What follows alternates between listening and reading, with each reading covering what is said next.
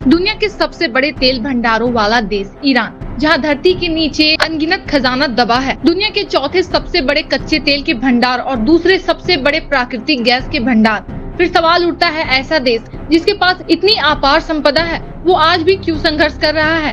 क्यों उसकी अर्थव्यवस्था बार बार लड़खड़ा जाती है?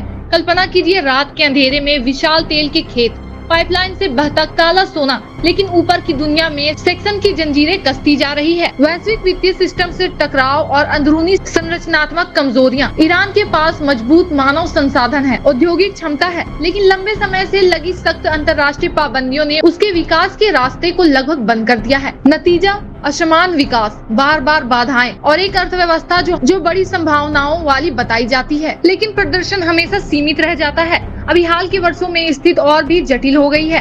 2025 में महंगाई 40% से ऊपर पहुंच गई है। रियाल का मूल्य गिरता जा रहा है। फिर 2026 में युद्ध की छाया, स्ट्रेट ऑफ हॉर्मुज़ का बंद होना, तेल की कीमतें आसमान छू रही है।